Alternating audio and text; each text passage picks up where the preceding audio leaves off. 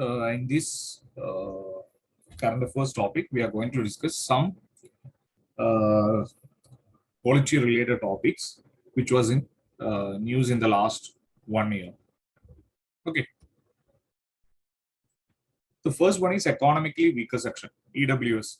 As you all know that through 108 Amendment Act of 2019, EWS, economically weaker section, was included in the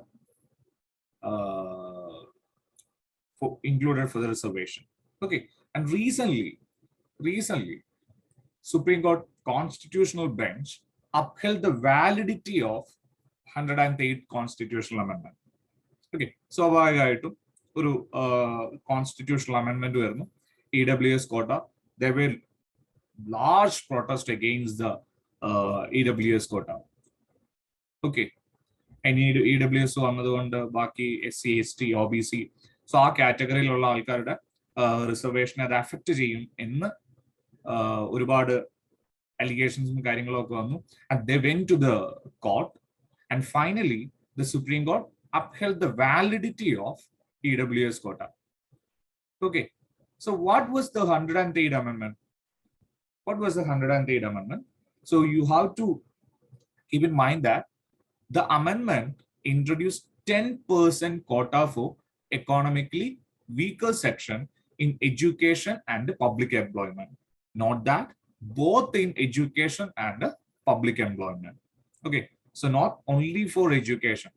The EWS quota, the 10% quota was allotted for education and public employment. Okay, and another important thing, the EWS reservation was granted based on the recommendation of Sinha Commission. Again, keep in mind that Sinha Commission.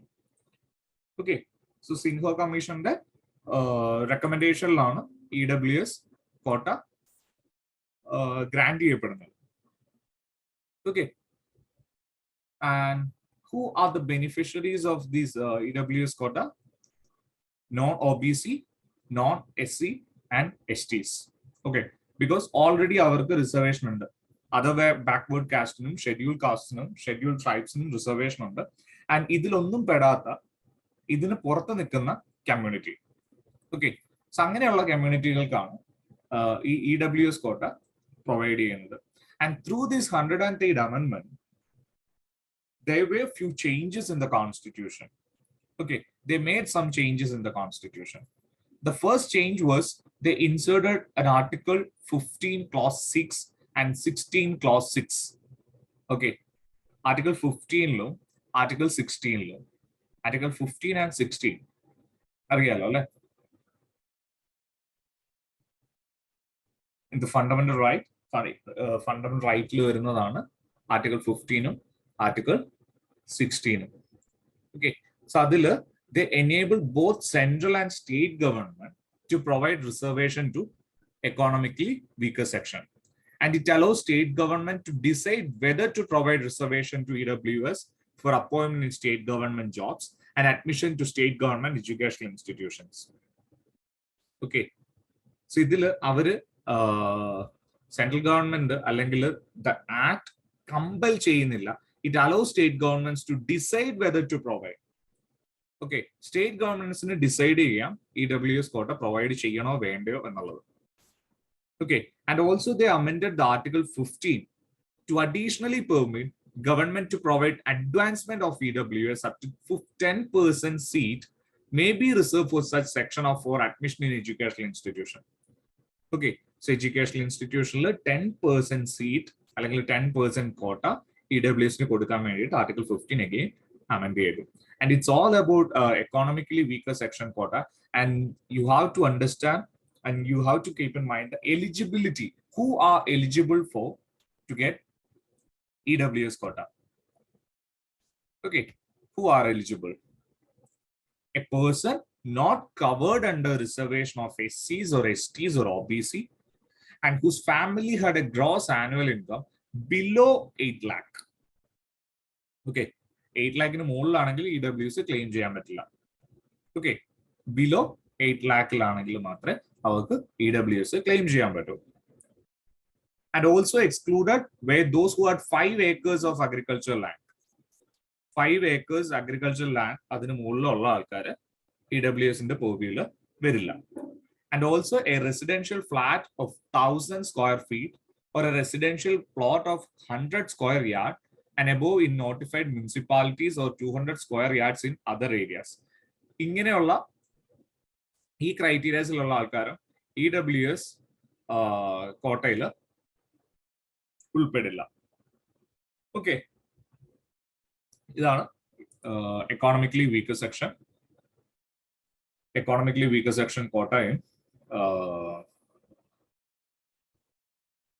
Okay,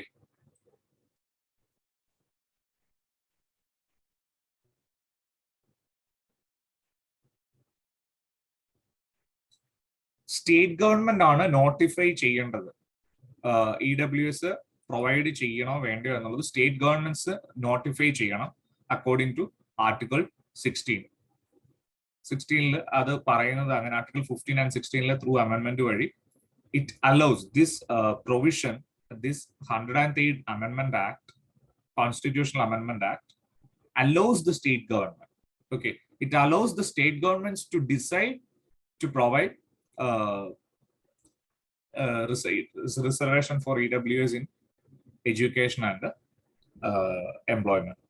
And you must note that this EWS reservation will not considered in minority educational institutions. Minority educational institutions EWS in the reservation consider ചെയ്യില്ല. Clear?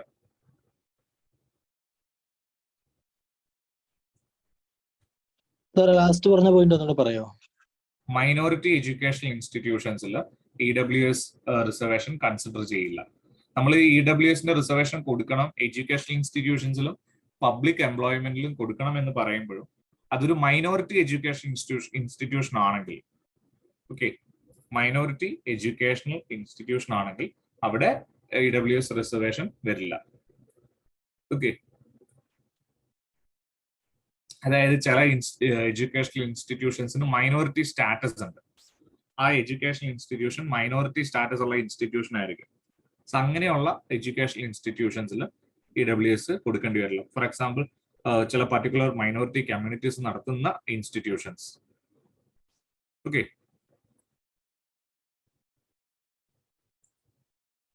and next National Commission for Safai Karmacharis. And recently, the cabinet approved the extension of tenure of the National Commission for Safai Karmacharis for 3 years. It actually 1993 commission established ചെയ്യുന്നത്. 4 yearsലേക്കാണ് അതിന്റെ validity ഉണ്ടായിരുന്നത്. അത് 1997 വരെ. And then again ഇതുപോലെ തന്നെ ആ ഒരു commission extension കൊടുക്കുകയാണ് ചെയ്യുന്നത്. ഓക്കെ, ആദ്യം ഇതൊരു സ്റ്റാറ്റ്യൂട്ടറി ബോഡി ആയിട്ട് വന്നു. സ്റ്റാറ്റ്യൂട്ടറി ബോഡി ആയിട്ട് national Safai commission for Safai കർമ്മചാരീസ് എന്നുള്ളൊരു ആക്ടിൽ അത് നിന്നു. ദെൻ ഇപ്പം അത് കണ്ടിന്യൂ ചെയ്തുകൊണ്ടിരിക്കുന്നത് ഒരു നോൺ സ്റ്റാറ്റ്യൂട്ടറി ബോഡി ആയിട്ടാണ്. ഓക്കെ, ഇപ്പൊ നിലവിൽ national commission for Safai Karmacharis it's a non statutory body, not a statutory body. Remember that. Okay, and it comes under the Ministry of Social Justice and Empowerment. It comes under the Ministry of Social Justice and Empowerment. Adum orthirikka. And the tenure of the commission is extended from time to time through government resolutions. So നമ്മൾ statutory അല്ല എന്ന് പറഞ്ഞു. അതുകൊണ്ട് തന്നെ through government റെസൊല്യൂഷൻസിലാണ് ഇതിന്റെ tenure extend ചെയ്തുകൊണ്ടിരിക്കുന്നത്. എന്താണ് സഫായി ഈ ഒരു NCSK functions എന്തൊക്കെയാണ് വരിക? And they recommend the government regarding specific program for welfare of Safai Karmacharis. Okay, and in accordance with the Prohibition of Employment as Manual Scavengers and their Rehabilitation Act 2013. Okay, NCSK ആണ് ഈ ഒരു ആക്ടിന്റെ implementation monitor ചെയ്യുന്നത്. Okay, Prohibition of Employment as Manual Scavengers and their Rehabilitation Act 2013. ഈ ആക്ടിന്റെ implementation monitor ചെയ്യുന്നതും national commission four Safai കർമ്മചാരീസ് ആണ്. Okay. And new CCS rule. CCS means Central Civil Service Rule. New CCS pension rule. And the government has recently amended pension rule for Central Civil Service 1972. Okay. Normally, ഇപ്പോഴത്തെ നമ്മുടെ പുതിയ rule apply ചെയ്യുന്നത്, the rule will apply to civil servants who have been appointed before 1/1/2004. Okay. അതിലാണ് ഈ pension rule, CCS pension rule apply ആവുക. And those civil servants appointed on or after 1/1/2004 are covered under national pension scheme. Okay, അതിൽ national pension scheme അണ്ടറിലാണ് covered ആവുന്നത്. And these rules provided new restrictions for the officials of intelligence and security organization. പുതിയ pension rule കൊണ്ടുവന്നിട്ട് അവര് ഈ intelligence and security ഓർഗനൈസേഷൻസിൽ work ചെയ്യുന്ന civil സർവൻസിന് റെസ്ട്രിക്ഷൻസ് വെക്കുകയാണ് ചെയ്തത്. According to rule 83A of new CCS rules, ഈ നമ്മുടെ ഈ സെക്യൂരിറ്റി ഏജൻസി ഒക്കെ ഉണ്ടല്ലോ, like intelligence bureau, research and analysis wing, ഇങ്ങനെയുള്ള ഓർഗനൈസേഷനിൽ നിന്ന് റിട്ടയർഡ് ആയ ഒഫീഷ്യൽസ്, ഓക്കെ, റിട്ടയർഡ് ആയ ഒഫീഷ്യൽസിന് ഇപ്പം നമ്മൾ കണ്ടു വന്നിട്ടുള്ള ഒരു പാറ്റേൺ ആണ്. ഇപ്പം IB-ന്നും റോയിൽ നിന്നും ഒക്കെ റിട്ടയർഡ് ആയിട്ടുള്ള ആൾക്കാരുണ്ടല്ലോ, ഇവര് ജസ്റ്റ് റിട്ടയർഡ് ആയ ഉടനെ തന്നെ ഒരു ബുക്ക് എഴുതും, അവരുടെ സർവീസ് സ്റ്റോറി എന്നുള്ള നിലയിൽ, അല്ലെങ്കിൽ ഓർഗനൈസേഷനിൽ അവർ നേരിട്ട കാര്യങ്ങൾ എന്നൊക്കെ പറഞ്ഞ് ബുക്ക് എഴുതും, അല്ലേ? So through this act, through this rule 83A പറയുന്നത് അങ്ങനെ they can't write anything about their organization without the permission. Okay, അപ്പം ഏതൊക്കെയാണ് ഈ ഓർഗനൈസേഷൻ എന്നുള്ളത് RTA ആക്ടിന്റെ സെക്കൻഡ് സ്കെഡ്യൂളിൽ വരുന്ന ഓർഗനൈസേഷൻസ്, IB, ലൈക്ക് റോ, ED, NIA, DRI, military intelligence. So ഇങ്ങനെയുള്ള ഓർഗനൈസേഷന്റെ കാര്യമാണ് പറയുന്നത്. And also the rule 9 of new CC pension rule, it restricted government servant from making any statement of fact or opinion in writing or in a telecast that called criticism against the existing policies of the government. Okay, so government-ന്റെ existing policy ആയിട്ടുള്ള ക്രിറ്റിസിസമോ അത് related ആയിട്ട് എന്തെങ്കിലും എഴുതുകയോ പറയുകയോ telecast ചെയ്യുകയോ ഒക്കെ ചെയ്തു കഴിഞ്ഞാൽ ഡിപ്പാർട്ട്മെന്റ് പ്രൊസീഡിങ്സ് ഈ ഒഫീഷ്യൽസിന് അഗെയിൻസ്റ്റ് ആയിട്ട് സ്റ്റാർട്ട് ചെയ്യും. ഓക്കെ, അങ്ങനെ വരുമ്പോൾ എന്ത് പറ്റും? ഈ റൂള് പറയുന്നത് അങ്ങനെ ഉണ്ടെങ്കിൽ ഈ അവരുടെ പെൻഷനും കാര്യങ്ങളും ഒക്കെ കട്ട് ചെയ്യാനും സ്റ്റോപ്പ് ചെയ്യാനും ഈ റൂള് പെർമിറ്റ് ചെയ്യുന്നുണ്ട്. ഓക്കെ, അവരുടെ പെൻഷനും കാര്യങ്ങളൊക്കെ കട്ട് ചെയ്യാൻ വേണ്ടിയിട്ട് ഈ റൂള് പെർമിറ്റ് ചെയ്യുന്നുണ്ട്. And there is no rule to stop the government servant from joining politics after retirement. അങ്ങനെ ഒരു റൂൾ ഒന്നും നിലവിലില്ല. എഴുതാൻ പാടില്ല, അവർക്കെതിരെ സംസാരിക്കാൻ പാടില്ല എന്നൊക്കെ ഉണ്ട്, പക്ഷെ അത് കഴിഞ്ഞിട്ട് പൊളിറ്റിക്സിൽ ജോയിൻ ചെയ്യാൻ പാടില്ല എന്ന് ഒരു റൂളും പറയുന്നില്ല. ഓക്കെ,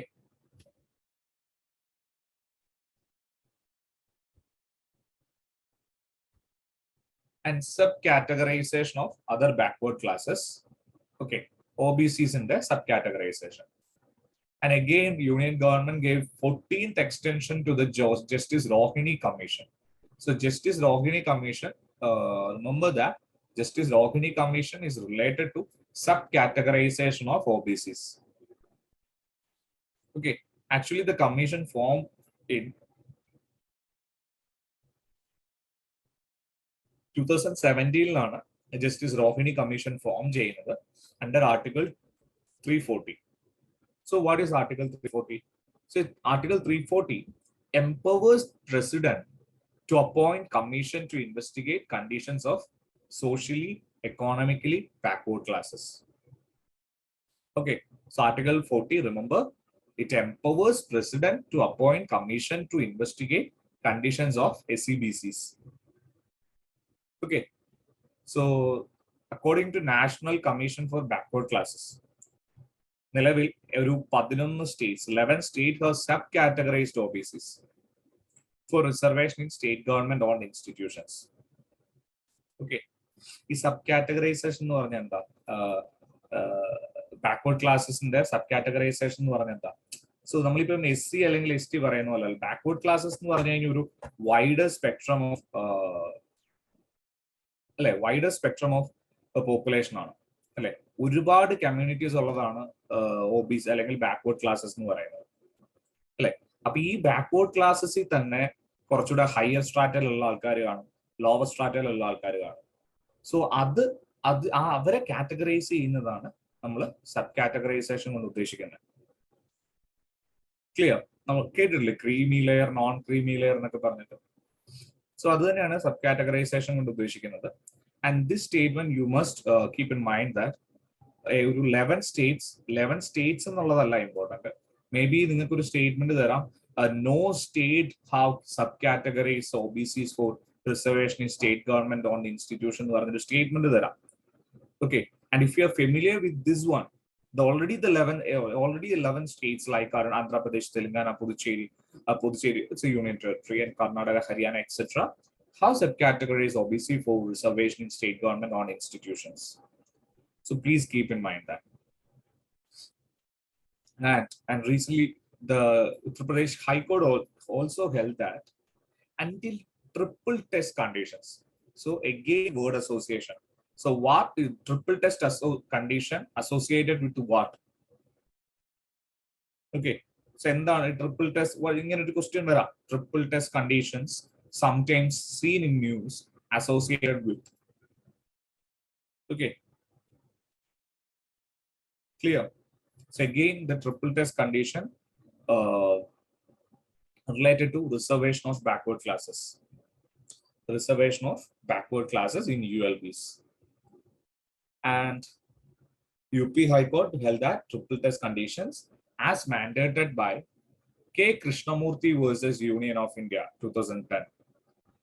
Supreme Court ആണ് ഈ ട്രിപ്പിൾ ടെസ്റ്റ് കണ്ടീഷൻ മാൻഡേറ്റ് ചെയ്യുന്നത് in K. Krishnamurthy versus Union of India 2010.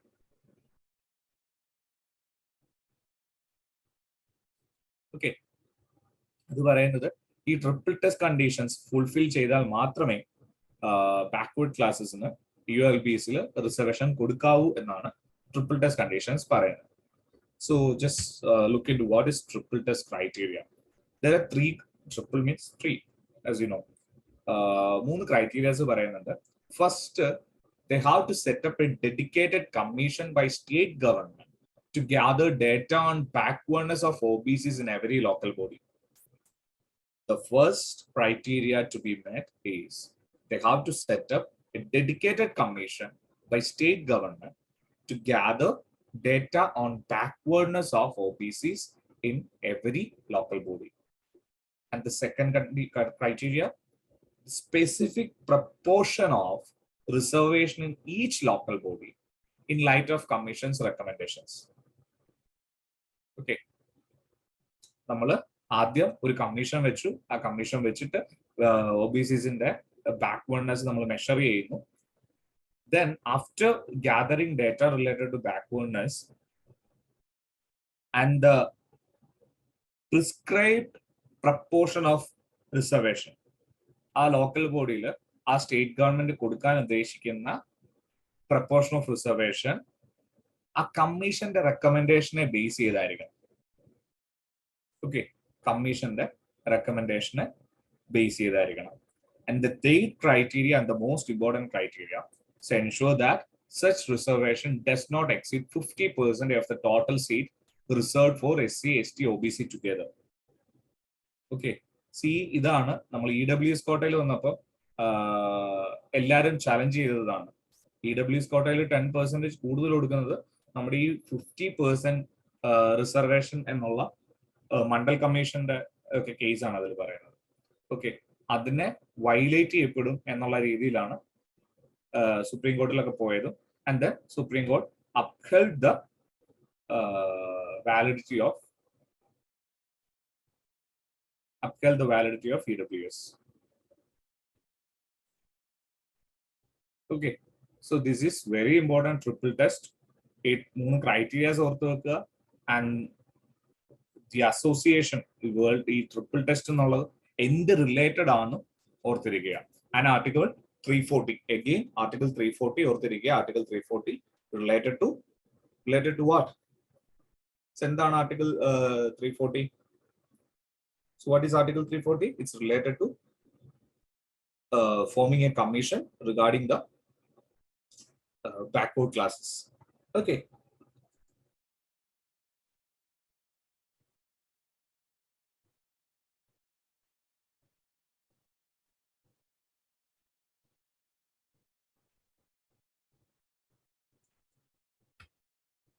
So any doubts?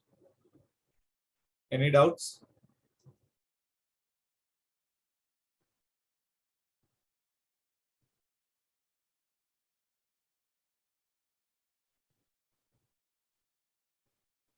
Any doubts?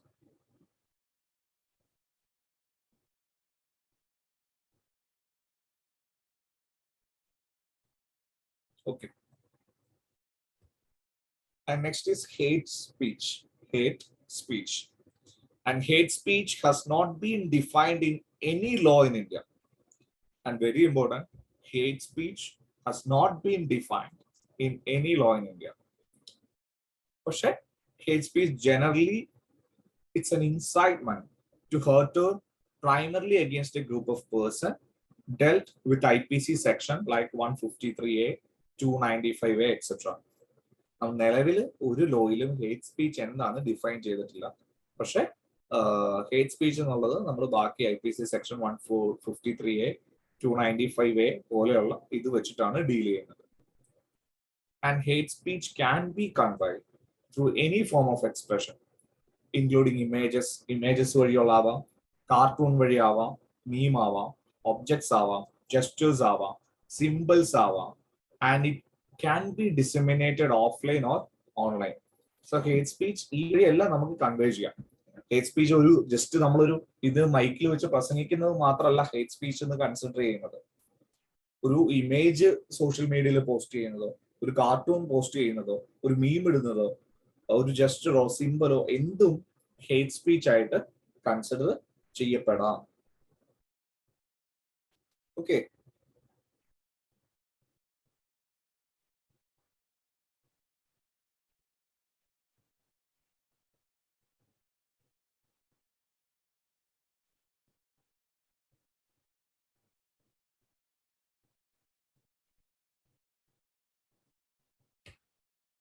And recently, the Supreme Court has ordered. കഴിഞ്ഞ സ്ലൈഡിന്റെ സെക്കൻഡ് പോയിന്റ് ഒന്ന് പറയാമോ?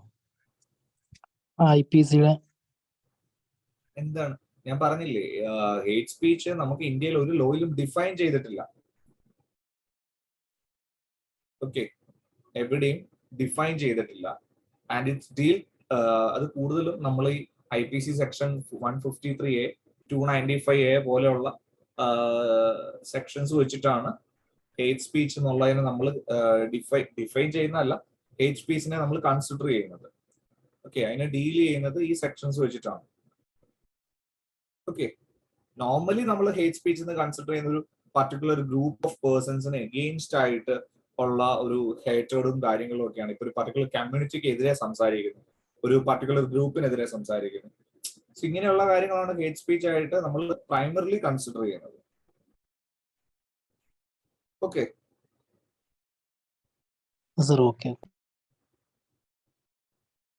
And next is sedition. Sedition, it's a draconian rule. Okay, it's a draconian legislation. പണ്ട് ബ്രിട്ടീഷേഴ്സിന്റെ ടൈമിൽ കൊണ്ടുവന്ന law ആണ് sedition എന്നുള്ളത്. 152-year-old sedition law ആണ് under section 124A of IPC. Okay, ഇപ്പം കുറെ നാളായിട്ട് നമ്മൾ പറയുന്നുണ്ട്, വേറെ എവിടെയും പോയി സെഡിഷൻ നമുക്ക് കാണാറില്ല. ഓക്കെ, ഈവൻ ബ്രിട്ടനിൽ പോലും സെഡിഷൻ സ്റ്റാർട്ട് ചെയ്ത ബ്രിട്ടനിൽ പോലും ഇപ്പൊ ഈ സെഡിഷൻ എന്ന് പറഞ്ഞൊരു ലോ ഇല്ല.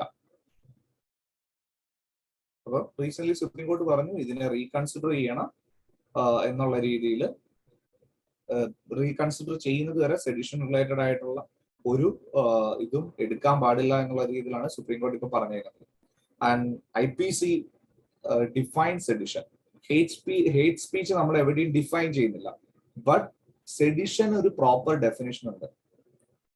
Okay, under IPC section 124A, sedition was defined and it is an offense committed when any person by words or otherwise brings or attempts to bring into hatred or contempt or excite or attempt to excite disaffection towards the government established by law in India. Okay, നമ്മുടെ ഗവൺമെന്റിന് against ആയിട്ട് വാക്കിലൂടെയോ അല്ലെങ്കിൽ എങ്ങനെയും ഒരു രീതിയിൽ ഉണ്ടാക്കുന്ന ഒരു ഡിസഫെക്ഷൻ excite ചെയ്യുന്നതിനെ നമ്മൾ സെഡിഷൻ എന്നാണ് പറയുന്നത്. ബൈ വേർഡ്സ്, വാക്കിലൂടെ ആവാം, സ്പോക്കണും ആവാം, റിട്ടണും ആവാം. ഓക്കെ, ഏതെങ്കിലും signs or visible representation or otherwise. Okay, visible representation or otherwise. ഇങ്ങനെയാണ് സെഡിഷൻ ഡിഫൈൻ ചെയ്യപ്പെടുന്നത്. Okay, under section 124A IPC.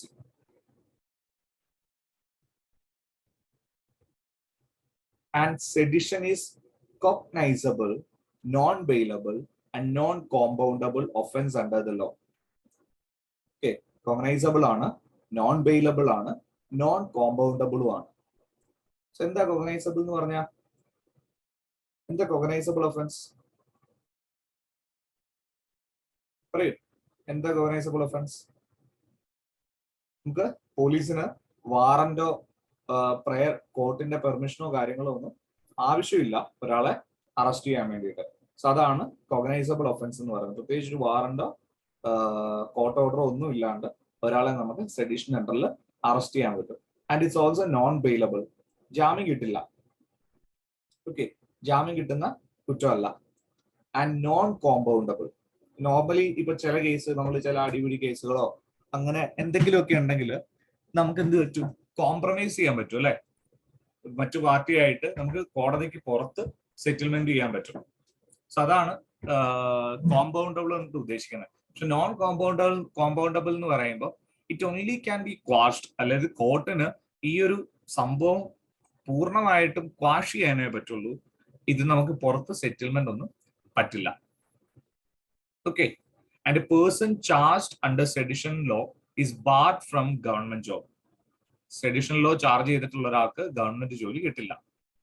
And also they have to leave without their passport and must produce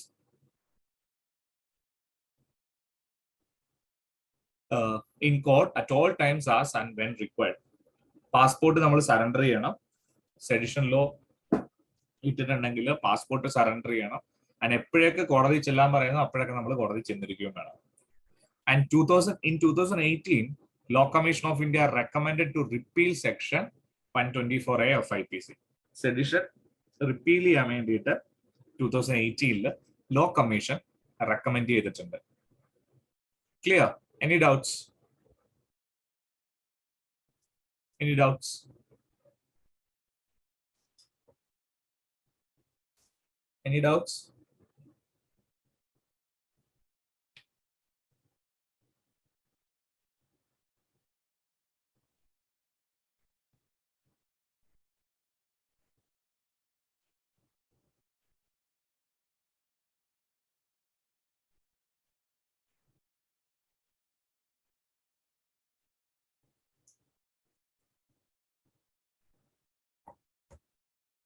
Okay. So next, preventive detention. Again, Supreme Court has ruled that preventive detention is to be used only in exceptional circumstances. Exceptional circumstances le matre preventive detention use cheyan paadullu ennu Supreme Court recently പറഞ്ഞിട്ടുണ്ട്. So എന്താണ് preventive detention? എന്താ? നമ്മുടെ കോൺസ്റ്റിറ്റ്യൂഷനിൽ രണ്ട് kind of ഡിറ്റൻഷനെ കുറിച്ച് പറയുന്നുണ്ട്. ഒന്ന് punitive ഡിറ്റൻഷനും preventive ഡിറ്റൻഷനും under article 22 അല്ലെ? So preventive detention means detention of a person on a mere reasonable apprehension of him doing an activity dangerous to public order and security. എന്തെങ്കിലുമൊക്കെ നമ്മുടെ സെക്യൂരിറ്റിക്കും അല്ലെങ്കിൽ പബ്ലിക് ഓർഡറിനും ഡേഞ്ചറസ് ആയിട്ട് ഇയാൾ ചെയ്യും എന്നൊരു തോന്നലുണ്ടെങ്കിൽ ആളെ പിടിച്ച് ഡീറ്റെയിൻ ചെയ്യാം. സോ അതാണ് പ്രിവെന്റീവ് ഡിറ്റൻഷൻ കൊണ്ട് ഉദ്ദേശിക്കുന്നത്. ഓക്കെ, മറ്റേ നമ്മുടെ CID മൂസ ഫിലിം ഇല്ലേ, CID Moosa, how many of you watched? എത്ര പേര് കണ്ടിട്ടുണ്ട് കൂടെ? CID മൂസയില് നമ്മുടെ ആരെയാ, ഹരിശ്രീ അശോകൻ ഒരു തീഫാണല്ലോ അതിനകത്ത്. അപ്പൊ ഒരു പർട്ടിക്കുലർ എന്തോ പള്ളിയിൽ പെരുന്നാളോ അങ്ങനെ കണ്ട് നടക്കുന്നുണ്ട്. സോ അതുകൊണ്ട് ആളെ പിടിച്ചിട്ട് ജയിലിൽ ഇട്ടേക്കാണ്. ഒരു ക്രൈം കമ്മിറ്റ് ചെയ്തിട്ടല്ല, അവിടെ ഒരു പെരുന്നാൾ നടക്കുന്നുണ്ട്. സോ അതുകൊണ്ട് ആളവിടെ പോയി കഴിഞ്ഞാൽ മോഷ്ടിക്കും എന്നുള്ളൊരു തോന്നലുള്ളതുകൊണ്ട് ആളെ പിടിച്ച് ജയിലിൽ ഇട്ടേക്കുന്നു. So this is preventive detention. Okay, ഇതാണ് preventive detention. And here the person is confined in custody without undergoing a trial. നമ്മൾ നോർമലി ഒരാളെ പിടിച്ച് കസ്റ്റഡിയിൽ വെക്കുന്നത് എങ്ങനെ? ഒരു ട്രയൽ നടത്തിയിട്ടാണ്, കോടതിയിൽ കൊണ്ടുപോകണം, ഹാജരാക്കണം, അങ്ങനെയൊക്കെ ഉണ്ട്. പക്ഷെ പ്രിവെന്റീവ് ഡിറ്റൻഷനിൽ അതിൻ്റെ ഒന്നും ആവശ്യമില്ല. ഓക്കെ, ആൻഡ് ദീസ് നമ്മുടെ കോൺസ്റ്റിറ്റ്യൂഷൻ പ്രൊട്ടക്ഷൻ കൊടുക്കുന്നുണ്ട് against arrest and detention under article 22(1) and article 22(2). പക്ഷെ ഈ പ്രൊട്ടക്ഷൻ ഒന്നും പ്രിവെന്റീവ് ഡിറ്റൻഷൻ അണ്ടറിൽ ഡീറ്റെയിൻ ചെയ്ത ഒരാൾക്ക് ലഭ്യമല്ല. That's stated in article 22 clause 3. നമ്മുടെ നാട്ടിൽ ഒരുപാട് ലോസ് ഉണ്ട് ഈ പ്രിവെന്റീവ് ഡിറ്റൻഷൻ പറയുന്നത്. Code of criminal procedure CRPC preventive detention കൊടുക്കാൻ പറയുന്ന പ്രൊവിഷൻ ഉണ്ട്. NDPS act, narcotic drug and psychotropic substance ആക്ടില്. ദെൻ UAPA കേട്ടാണ്, UAPയുടെ അണ്ടറിൽ ആളെ പിടിച്ചിടുന്നു എന്നൊക്കെ പറയുന്നത്. ആൻഡ് ഇതെല്ലാം പ്രിവെന്റീവ് ഡിറ്റൻഷൻ പെർമിറ്റ് ചെയ്യുന്ന ലെജിസ്ലേഷൻസ് ആണ്. ഓക്കെ, ഇതെല്ലാം പ്രിവെന്റീവ് ഡിറ്റൻഷൻ പെർമിറ്റ് ചെയ്യുന്ന ലെജിസ്ലേഷൻസ് ആണ്. ഓക്കെ, ഇതാണ് preventive detention. Any doubts regarding preventive detention?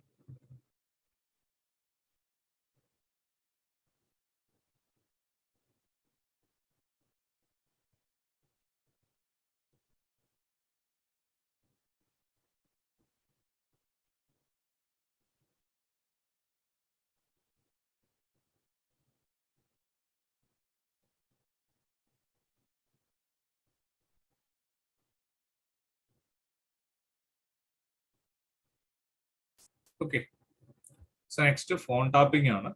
Phone tapping it refers to monitoring of internet-based communications and phone by a third party by secret means. നമ്മുടെ അനുവാദമില്ലാതെ മറ്റൊരാൾ നമ്മുടെ communications tap ചെയ്യുന്നതിനെയാണ് നമ്മൾ phone tapping കൊണ്ട് ഉദ്ദേശിക്കുന്നത്. It's can be wire tapping or line bugging or interception of the phone. ഇങ്ങനെയൊക്കെ ഇത് വേറെ പല പേരിലും അറിയപ്പെടാറുണ്ട്, ഫോൺ ടാപ്പിംഗ്. സോ ഏത് ആക്ടിന്റെ ബേസിലാണ് ഇന്ത്യയിൽ ഫോൺ ടാപ്പിംഗ് നടത്തുന്നത്? ഏത് ആക്ടിന്റെ ബേസിലാണ് ഫോൺ ടാപ്പിംഗ് നടത്തുന്നത്?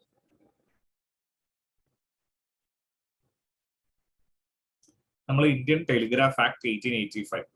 സോ ഇന്ത്യൻ ടെലിഗ്രാഫ് ആക്ട് 1885 അണ്ടറിലാണ് ഫോൺ ടാപ്പിംഗ് ഇന്ത്യയിൽ നടത്തുന്നത്. And both central and state government have the right to tap phones. സെൻട്രലിന് മാത്രമല്ല, സെൻട്രൽ ഗവൺമെന്റിനും സ്റ്റേറ്റ് ഗവൺമെന്റിനും ഫോൺ ടാപ്പ് ചെയ്യാനുള്ള റൈറ്റ് ഉണ്ട്. ആൻഡ് എങ്ങനെയാണ് എല്ലാവർക്കും, ഏതൊരു ഏജൻസിക്കും പോയിട്ട് വെറുതെ പോയിട്ട് ഫോൺ ടാപ്പ് ചെയ്യാൻ പറ്റുമോ? ഒരിക്കലും ഇല്ല. അങ്ങനെ ടാപ്പ് ചെയ്യണമെങ്കിൽ the order should be issued only by a secretary of union ministry of home affairs. കേന്ദ്ര ആഭ്യന്തര മന്ത്രാലയ സെക്രട്ടറി ഓർഡർ വേണം ഫോൺ ടാപ്പ് ചെയ്യണമെങ്കിൽ. അല്ലെങ്കിൽ ആളുടെ സ്റ്റേറ്റ് കൗണ്ടർ പാർട്ട് എന്ന് പറയുമ്പോൾ നമ്മുടെ സ്റ്റേറ്റിലെ ഹോം സെക്രട്ടറി. എങ്കിൽ മാത്രമേ ഈ ഏജൻസികൾക്ക് ഒരാളുടെ ഫോൺ ടാപ്പ് ചെയ്യാൻ പറ്റുള്ളൂ. ഓക്കെ, ക്ലിയർ അല്ലേ?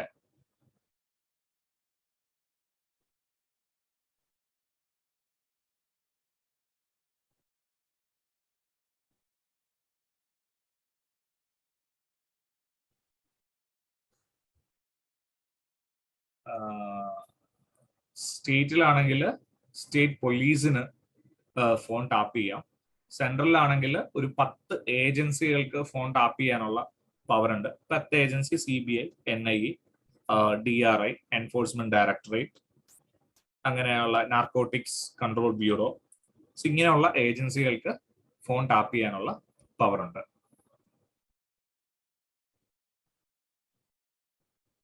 ഓക്കെ. സ്റ്റേറ്റ് സെക്രട്ടറിക്ക് അനുമതി കൊടുക്കാൻ സാധിക്കുമോ സാർ? സ്റ്റേറ്റ് ഹോം സെക്രട്ടറിക്ക്. ഓക്കെ. ഹോം സെക്രട്ടറി ആണ് അതിനുള്ള ഫോൺ ടാപ്പ് ചെയ്യാനുള്ള പെർമിഷൻ കൊടുക്കുന്നത്. ഇനി എക്സെപ്ഷണൽ സിറ്റുവേഷൻസ് വരികയാണെങ്കിൽ ഈ ഹോം സെക്രട്ടറിക്ക് താഴെയുള്ള അതോറിറ്റീസിനും കൊടുക്കാന്ന് പറയുന്നുണ്ട്. അത് പക്ഷെ എക്സെപ്ഷണൽ ആയിട്ടുള്ള കേസുകളിൽ മാത്രമാണ്.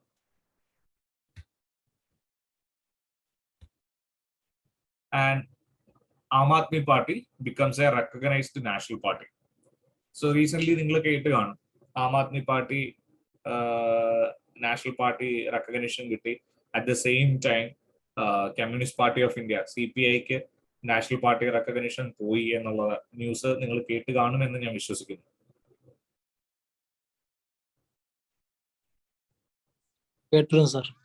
ഓക്കെ. എന്താണ് നാഷണൽ പാർട്ടി റെക്കഗ്നിഷൻ എന്ന് പറയുന്നത്? സോ ഈ നാഷണൽ പാർട്ടി ആവുന്നത് കൊണ്ട് ഒരുപാട് ബെനിഫിറ്റ്സ് ഉണ്ട്. They can use its unique symbol. എല്ലാ ഇലക്ഷനിലും ഫൈറ്റ് ചെയ്യാൻ വേണ്ടിയിട്ട് they can use a unique symbol. And is eligible for a party office in Delhi. ഡൽഹിയിൽ ഒരു പാർട്ടി ഓഫീസിന് എലിജിബിൾ ആണ്. And also entitled to 2 set of electoral rolls free of cost at the time of revision of rolls. Electoral roll revise ചെയ്യുമ്പോൾ 2 set of electoral rolls free of കോസ്റ്റിൽ election കമ്മീഷന്റെ കയ്യിൽ നിന്ന് കിട്ടും. And their candidate can get 1 copy of electoral roll free of cost during general election. ഇതൊക്കെയാണ് national party ആവുന്നതുകൊണ്ടുള്ള advantage. അതുകൂടാതെ they can broadcast or telecast facilities over Akashvani or Doordarshan during general election. General ഇലക്ഷന്റെ ടൈമിൽ ആകാശവാണിയിലും ദൂരദർശനിലും ഒക്കെ ബ്രോഡ്കാസ്റ്റിനും ടെലികാസ്റ്റിനും ഉള്ള ഫെസിലിറ്റീസ് നാഷണൽ പാർട്ടിക്ക് കിട്ടും. കൂടാതെ a recognised national party can nominate up to 40 star campaigners during general election. General election ടൈമിൽ 40 സ്റ്റാർ ക്യാമ്പയിനേഴ്സിനെ നോമിനേറ്റ് ചെയ്യാൻ ഒരു റെക്കഗ്നൈസ്ഡ് നാഷണൽ പാർട്ടിക്ക് സാധിക്കും. ഓക്കെ.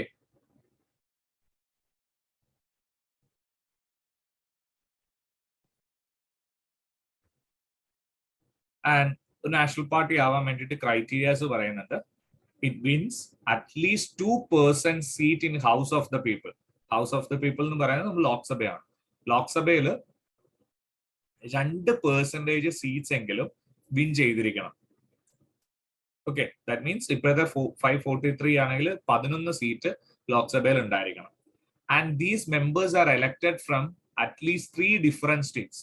നമ്മൾ ഈ 2% സീറ്റ് വിൻ ചെയ്യണമെന്ന് പറയുന്നുണ്ടല്ലോ, അതായത് 11 സീറ്റ് ലോക്സഭയിൽ ഇപ്പോഴത്തെ ഇതിൽ കിട്ടണം. ആ 11 സീറ്റും ചിലപ്പോൾ ഒരു സ്റ്റേറ്റിൽ നിന്നാണെങ്കിൽ ചിലപ്പോൾ അവർക്ക് നാഷണൽ പാർട്ടി ആവാൻ പറ്റില്ല.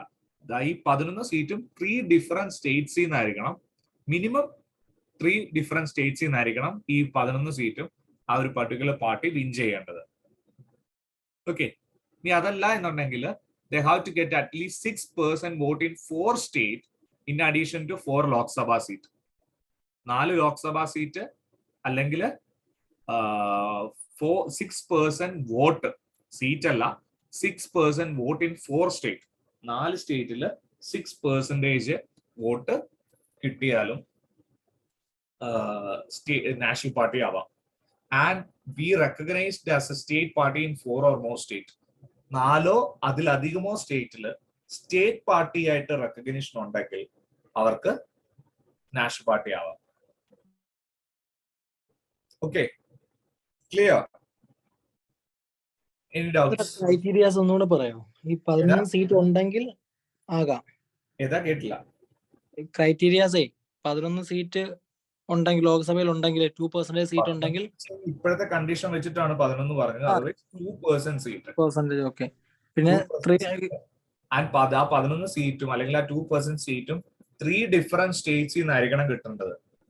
ഇപ്പം 6ഉം 5ഉം സീറ്റ്സ് കിട്ടി, 6 സ്റ്റേറ്റ് യു പിയിൽ നിന്നും 5 സീറ്റ് മഹാരാഷ്ട്രയിൽ നിന്നും കിട്ടിയെന്ന് വിചാരിക്കുക. അവർക്ക് നാഷണൽ പാർട്ടി ആവാൻ പറ്റില്ല.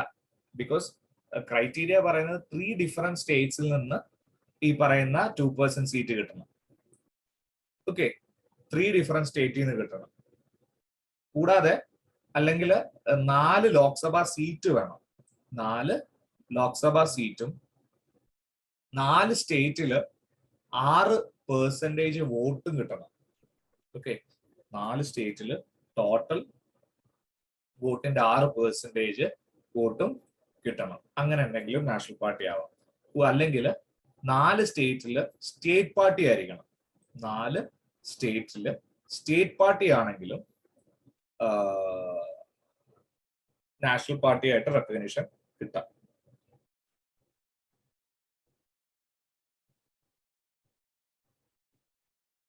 കേട്ടോ? ക്ലിയർ അല്ലേ? ഓക്കെ അല്ലേ? Sir okay.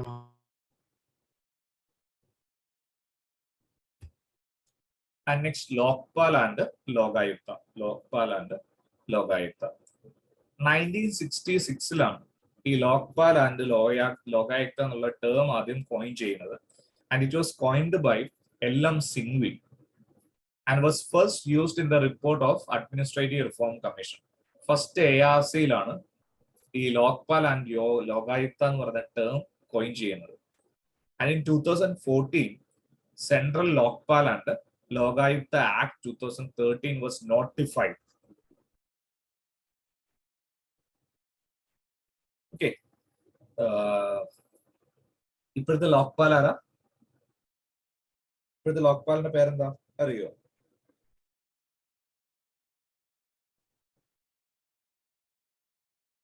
ഇപ്പോഴത്തെ ലോക്പാലിന്റെ പേരറിയോ?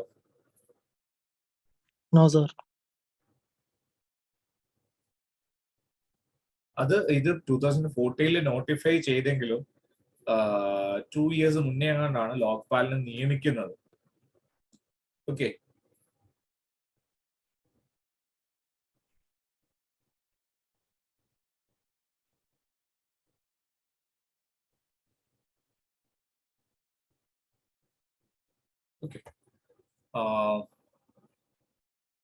ഇതൊരു സ്റ്റാറ്റ്യൂട്ടറി എസ്റ്റാബ്ലിഷ്മെന്റ് ആണ്.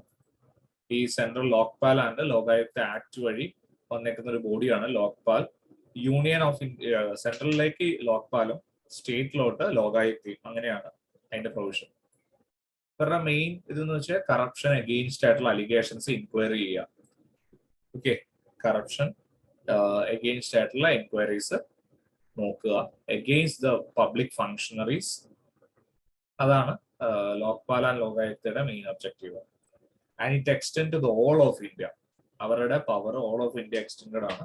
And also apply to public servant in and outside India. ഇന്ത്യക്ക് പുറത്തുള്ള പബ്ലിക് സർവന്റ് ആണെങ്കിലും ലോക്പാലിന്റെ ഇതില് ജൂറിസ്ഡിക്ഷനിൽ വരും. ആൻഡ് അതിന്റെ കമ്പോസിഷൻ പറയുകയാണെങ്കിൽ ലോക്പാൽ ഒരു ചെയർപേഴ്സൺ ഉണ്ടാവും and maximum 8 members.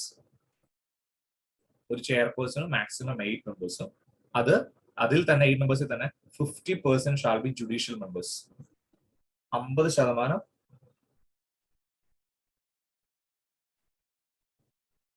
Judicial members ആയിരിക്കണം. അതില് 50% shall be from SC, ST or OBC, minorities and women. ഇങ്ങനെയാണ് ലോക്പാലിന്റെ composition. And also chairperson and members of Lokpal are appointed for term of 5 years. Term of 5 years ആണ് until attaining the age of 70 years. Okay, 5 വർഷവും 70 വയസ്സ് വരെ ഇവർക്ക് ലോക്പാൽ ആയിട്ട് ആ ലോക്പാൽ ഇതിലിരിക്കാം. ചെയർപേഴ്സണും മെമ്പേഴ്സിനും സെയിം ടെന്യൂർ ആണ്. And chairperson and Lokpal members shall be appointed by president on the recommendation of selection committee.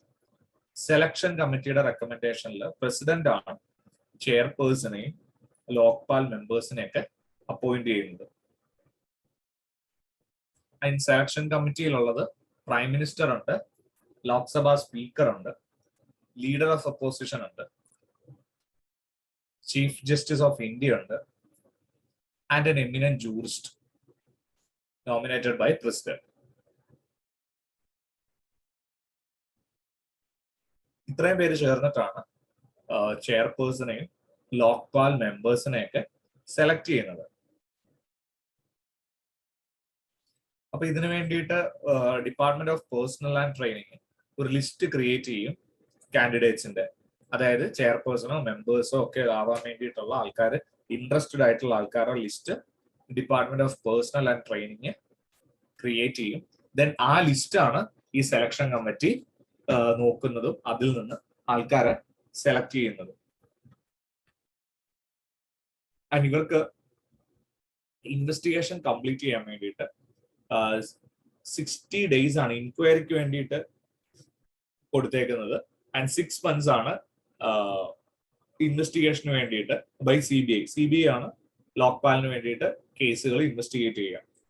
എൻക്വയറിക്ക് 60 days-ഉം ഇൻവെസ്റ്റിഗേഷന് 6 months-ഉം.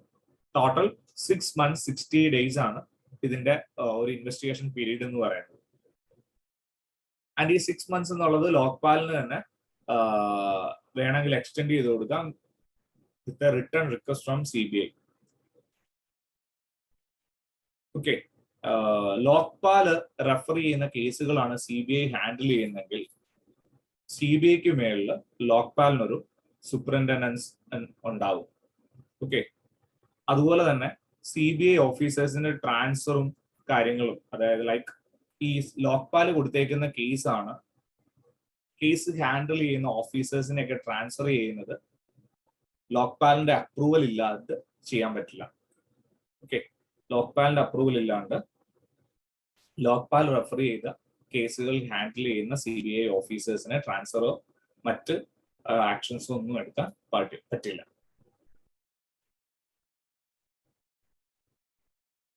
സോ നമ്മൾ അപ്പോയിന്റ്മെന്റ് പറഞ്ഞു, ടെനുവർ പറഞ്ഞു, and then removal.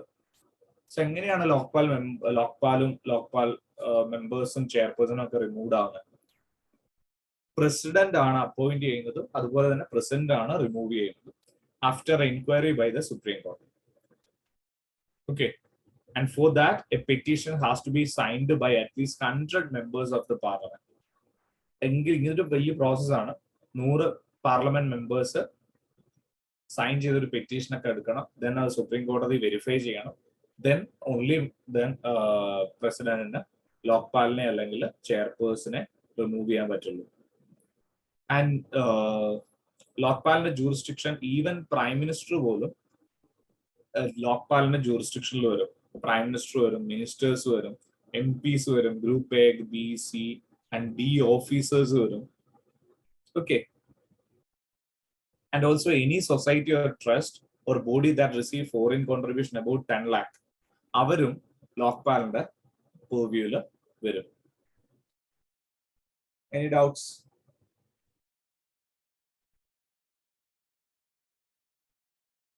Any doubts?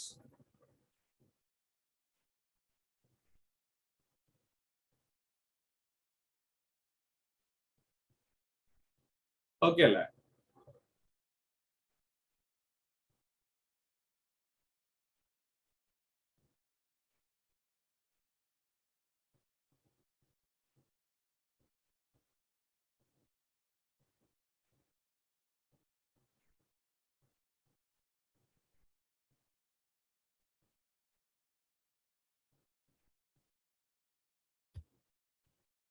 And creation or abolition of district. Creation or abolition of district.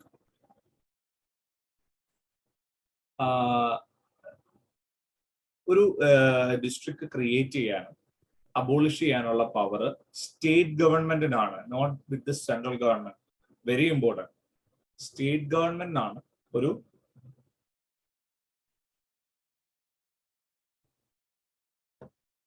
District create ചെയ്യാനും abolish ചെയ്യാനുള്ള power. അതിനു വേണ്ടിയിട്ട് they can pass a law in assembly or simply issue an order and notify it in gazette. വേണമെങ്കിൽ ഒരു law വഴി ചെയ്യാം, അത് അല്ലെങ്കിൽ ജസ്റ്റ് ഒരു ഓർഡർ പാസ് ചെയ്തിട്ട് അത് ഗസറ്റിൽ നോട്ടിഫൈ ചെയ്താൽ മതി. സെൻട്രൽ ഗവൺമെന്റ് ഇതിനകത്ത് പ്രത്യേകിച്ച് യാതൊരു ചെയ്യുമില്ല. പക്ഷേ the permission of central government is required when A change of name of district or railway station is contemplated. ഒരു ജില്ലയുടെ പേര് മാറ്റണമെങ്കിൽ സെൻട്രൽ ഗവൺമെന്റ് പെർമിഷൻ വേണം. കാരണം ഒരുപാട് ഇപ്പം റെയിൽവേ റെയിൽവേ ചിലപ്പോൾ ആ ഡിസ്ട്രിക്റ്റിലെ റെയിൽവേ സ്റ്റേഷൻ കാണും അല്ലെ. സോ അങ്ങനെയുള്ള കാര്യങ്ങളൊക്കെ റെയിൽവേ സ്റ്റേഷന്റെ പേരോ കാര്യങ്ങളോ അങ്ങനെയൊക്കെ മാറ്റുമ്പോൾ സെൻട്രൽ ഗവൺമെന്റ് പെർമിഷൻ വേണ്ടി വരും. ഒരു ഡിസ്ട്രിക്ട് ക്രിയേറ്റ് ചെയ്യാൻ സെൻട്രൽ ഗവൺമെന്റ് യാതൊരുവിധ പെർമിഷനോ കാര്യങ്ങളോ ഒന്നും വേണ്ടി വരില്ല.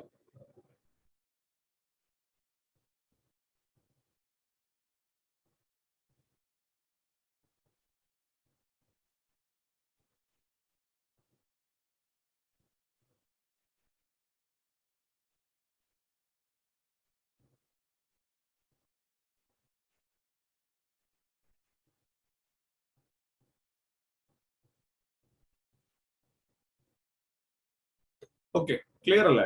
Any doubts? Any doubts?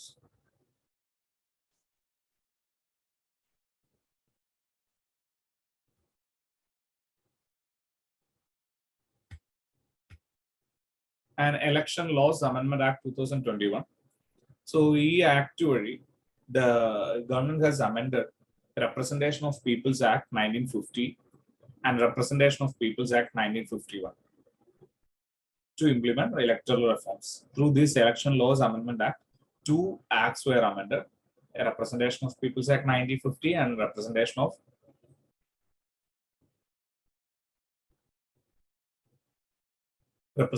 People's Act 1951. So through this amendment, linking electoral roll data with Aadhaar.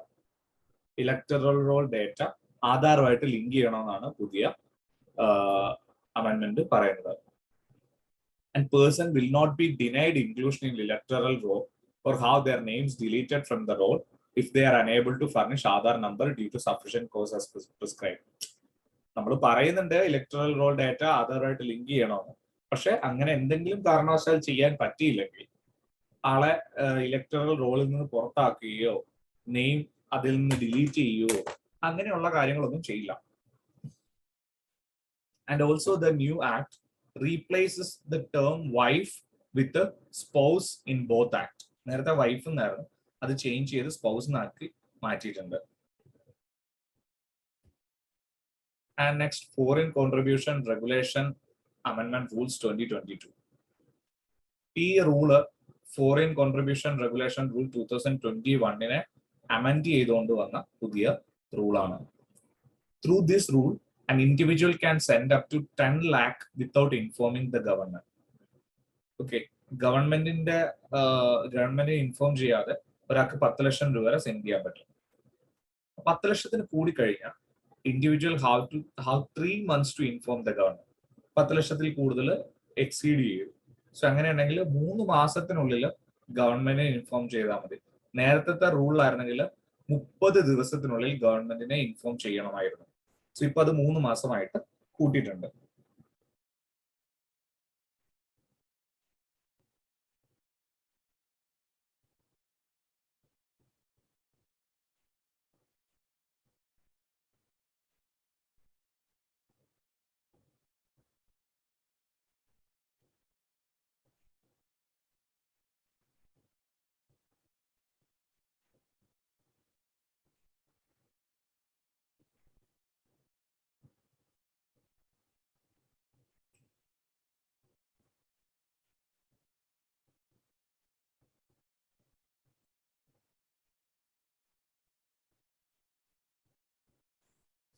Okay, 10 ലക്ഷത്തിൽ കൂടുതൽ എക്സീഡ് ചെയ്ത് കഴിഞ്ഞാൽ 3 മാസത്തിനുള്ളിൽ ഗവൺമെന്റ് ഇൻഫോം ചെയ്യണം.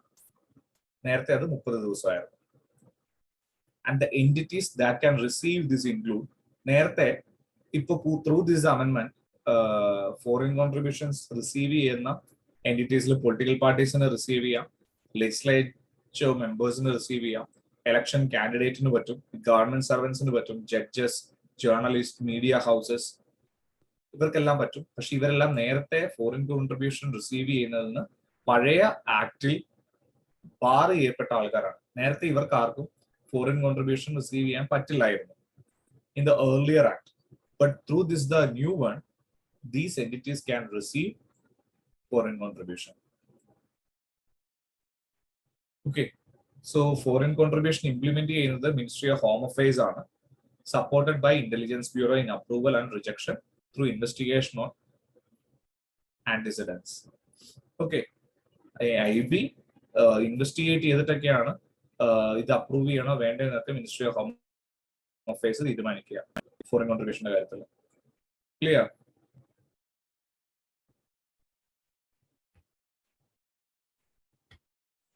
And Criminal Procedure Identification Act 2022. ഇത് Prisoners Identification of Prisoners Act 1920. Identification of Prisoners Act 1920. അതിനെ റീപ്പീൽ ചെയ്തിട്ടാണ് ഈ Criminal Procedure Identification Act 2022 വരുന്നത്. And it expands the scope and ambit of measurement which can be taken under provisions of law. നേരത്തെ identification of prison ആക്ടിൽ 1920 പറഞ്ഞിരുന്ന measurement എന്നുള്ള ഇതിനെ നമ്മൾ പുതിയ ആക്ട് കുറച്ചുകൂടെ എക്സ്പാൻഡ് ചെയ്തിട്ടുണ്ട് അതിന്റെ സ്കോപ്സ് ഒക്കെ. വിച്ച് മീൻസ് നേരത്തെ ജസ്റ്റ് ഫിംഗർ പ്രിന്റും ഫുട് പ്രിന്റും മാത്രമായിരുന്നു നമുക്ക് ഈ മെഷർമെന്റ് എന്നുള്ള രീതിയിൽ കളക്ട് ചെയ്യാൻ പറ്റിയിരുന്ന സാമ്പിൾസ്. പക്ഷെ ത്രൂ പുതിയ ഈ ക്രിമിനൽ പ്രൊസീജിയർ ആക്ടില് ബയോളജിക്കൽ സാമ്പിൾസ് കളക്ട് ചെയ്യാം. Iris, retina scan, behaviour attributes including signature, handwriting, ഇതൊക്കെ നമുക്ക് കളക്ട് ചെയ്യാൻ പറ്റും. കൂടാണ്ട് blood, semen, hair samples, swab, DNA പ്രൊഫൈലിങ്ങിന് വേണ്ടി ഇതൊക്കെ യൂസ് ചെയ്യാം. ഓക്കെ, ഇതൊക്കെയാണ് പുതിയ ക്രിമിനൽ പ്രൊസീജിയർ ഐഡന്റിഫിക്കേഷൻ ആക്ട് 2022 പറയുന്നത്. ബയോളജിക്കൽ സാമ്പിള് നമുക്കിപ്പം നോർമലി എല്ലാവരുടെടുത്തും ഭയങ്കര ഫോഴ്സ്ഫുള്ളി നമുക്കിത് മേടിക്കാൻ പറ്റില്ല.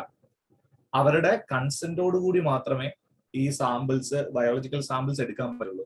പക്ഷേ in certain cases few prisoners arrested for offense against woman or child, or if the offense carries a minimum 7 years of punishment, imprisonment, 7 വർഷം തടവുള്ള ആളോ വുമണും ചൈൽഡും against ആയിട്ട് എന്തെങ്കിലും ഒഫൻസിന് അറസ്റ്റ് ചെയ്യപ്പെട്ടിട്ടുള്ള പ്രിസണർ, ഇവരുടെ അടുത്തു നിന്ന് ഫോഴ്സിബിളി ബയോളജിക്കൽ സാമ്പിൾസ് കളക്ട് ചെയ്യാം എന്നാണ് പുതിയ ആക്ട് പറയുന്നത്. ആൻഡ് ഓൾസോ പ്രിവെന്റീവ് ഡിറ്റൻഷൻ ലോയുടെ അണ്ടറിൽ ഡീറ്റെയിൻ ചെയ്ത ആളിൽ നിന്ന് ഈ പറയുന്ന ബയോളജിക്കൽ സാമ്പിൾ ഫോഴ്സ്ബിളി എടുക്കാൻ സാധിക്കും. And on the order of magistrate from any person, arrest ചെയ്യണമെന്ന് നിർബന്ധമില്ല. ഓക്കെ, അറസ്റ്റ് ചെയ്യണമെന്ന് നിർബന്ധമില്ല. മജിസ്ട്രേറ്റിന്റെ ഓർഡർ ഉണ്ടെങ്കിൽ ഒരാളെ അറസ്റ്റ് ചെയ്യാണ്ട് തന്നെ അവരിൽ നിന്ന് ബയോളജി വേണ്ടിയിട്ട് നമ്മുടെ പുതിയ ക്രിമിനൽ പ്രൊസീജിയർ ആക്ട് എംപവർ ചെയ്യുന്നുണ്ട്. Okay, any doubts?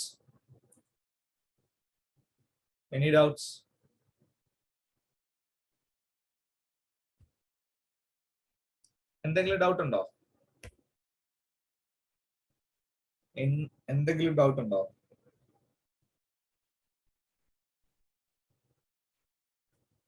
എന്തെങ്കിലും ഡൗട്ട് ഉണ്ടെങ്കിൽ ചോദിക്കൂ. Any doubts regarding all these topics we were discussed? നമ്മൾ ഡിസ്കസ് ചെയ്ത ഏതെങ്കിലും ടോപ്പിക്കിന് എന്തെങ്കിലും ഡൗട്ട് ഉണ്ടോ? Otherwise we can wrap it up. Sir കഴിഞ്ഞോ ക്ലാസ്? യെസ്, കഴിഞ്ഞു. ബാക്കി നിങ്ങൾ നോർമലി നമ്മൾ പോളിറ്റിയിൽ പഠിക്കുന്ന കാര്യങ്ങളൊക്കെ തന്നെയാണ്. അതർവൈസ് ബാക്കി വരുന്നത് കുറച്ച് സ്കീംസും കാര്യങ്ങളും ഒക്കെയാണ്. സ്കീംസ് ഒക്കെ ഒരു സെപ്പറേറ്റ് ക്ലാസ് ആയിട്ട് എടുക്കുന്നതാണ് ബെറ്റർ. സ്കീംസ് ഒക്കെ ഒരു സെപ്പറേറ്റ് ക്ലാസ് ആയിട്ട് ഗവൺമെന്റ് സ്കീംസ് എന്ന് പറഞ്ഞൊരു സെപ്പറേറ്റ് ക്ലാസ് എടുക്കുന്നതാണ് ബെറ്റർ.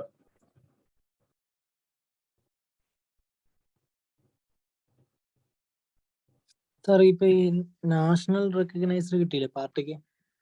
നാഷണൽ പദവി കിട്ടിയില്ലേ Aam Aadmi?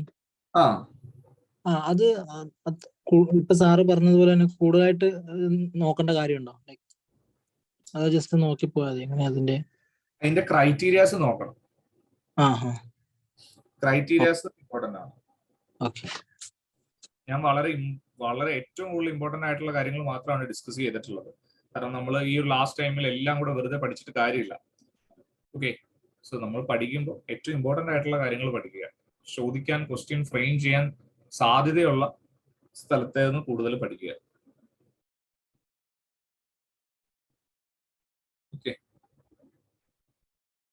Anything?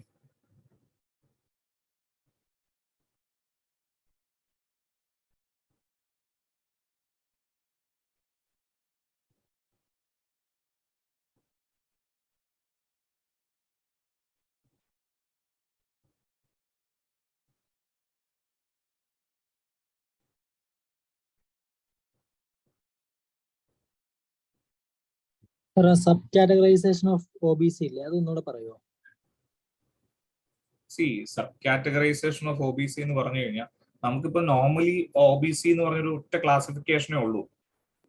Okay, OBC എന്ന് പറഞ്ഞ ഒറ്റ ക്ലാസിഫിക്കേഷൻ ഉള്ളൂ. അതിനകത്ത് ഒരുപാട് കമ്മ്യൂണിറ്റീസും പല സ്ട്രാറ്റയിലുള്ള ആൾക്കാർ വരുന്നുണ്ട്.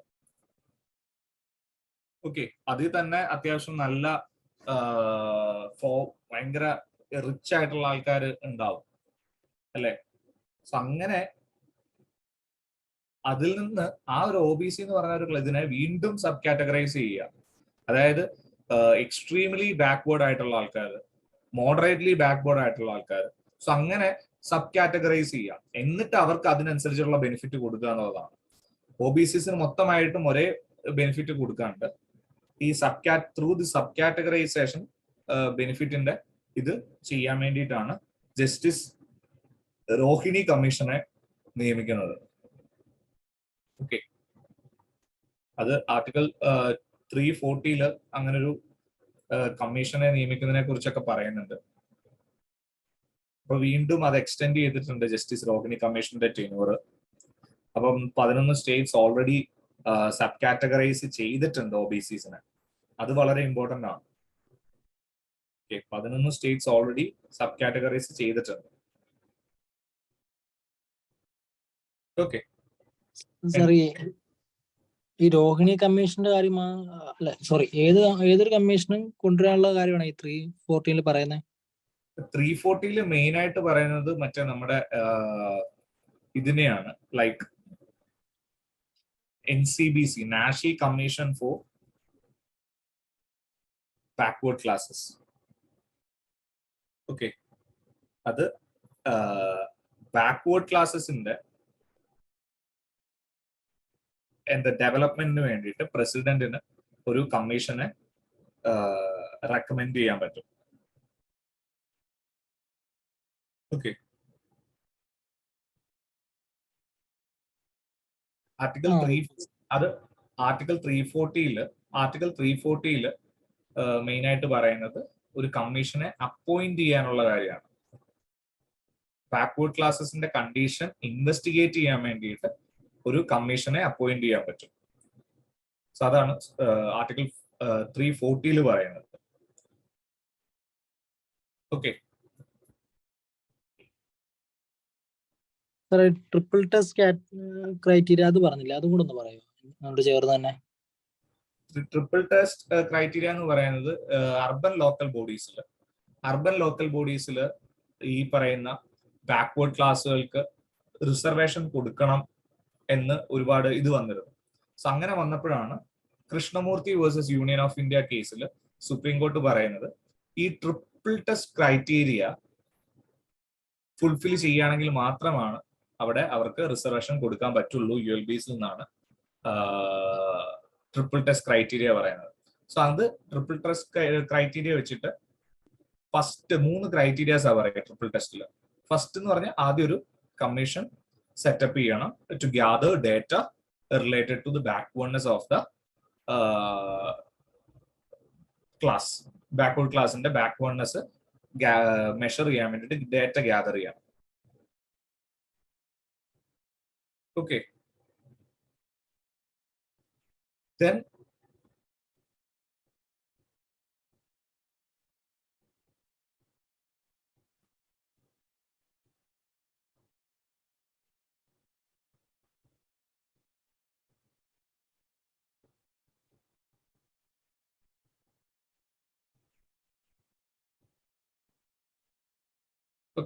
then ഒരു പ്രപ്പോർഷൻ ഓഫ് റിസർവേഷൻ, എത്ര പ്രപ്പോർഷൻ റിസർവേഷൻ കൊടുക്കണം എന്നുള്ളത് ആ കമ്മീഷന്റെ റെക്കമെൻഡേഷനെ ബേസ് ചെയ്തിട്ട് വേണം തീരുമാനിക്കാൻ. ദെൻ മൂന്നാമത്തെ ക്രൈറ്റീരിയ എന്ന് പറയുന്നത് ഈ ഇപ്പൊ നമ്മൾ സ്പെസിഫൈ ചെയ്തേക്കുന്ന reservation based on the recommendation of commission. ആ കമ്മീഷന്റെ റെക്കമെൻഡേഷനിൽ പ്രിസ്ക്രൈബ് ചെയ്ത റിസർവേഷൻ 50% ഓഫ് ദ ടോട്ടൽ സീറ്റിനെ എക്സീഡ് ചെയ്യാൻ പാടില്ല. ഓക്കെ, ഈ ഷെഡ്യൂൾഡ് കാസ്റ്റിനും OBCക്കും STക്കും ഒക്കെ ഉള്ള 50% റിസർവേഷനെ എക്സീഡ് ചെയ്യാൻ പാടില്ല എന്നുമാണ് പറയുന്നത്. ഇതാണ് ട്രിപ്പിൾ ടെസ്റ്റ് റൂള് അല്ലെങ്കിൽ ട്രിപ്പിൾ ടെസ്റ്റ് കണ്ടീഷൻ എന്നൊക്കെ പറയാം. മെയിൻ ആയിട്ട് ആ വേർഡ് അസോസിയേഷൻ ഓർത്തിരുന്നാൽ മതി. ഇത് BCസിന്റെ ബ്ലാക്ക്ബോർഡ് ക്ലാസിന്റെ റിസർവേഷനുമായിട്ട് റിലേറ്റഡ് ആണ് ട്രിപ്പിൾ ടെസ്റ്റ് റൂള് എന്ന് മാത്രം ഓർത്തിരുന്നാൽ മതി. Okay,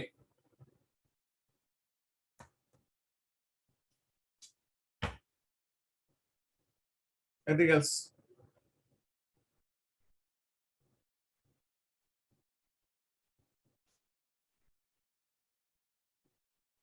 Okay, then we can wrap it up. See you. Thank you. Thank you, sir.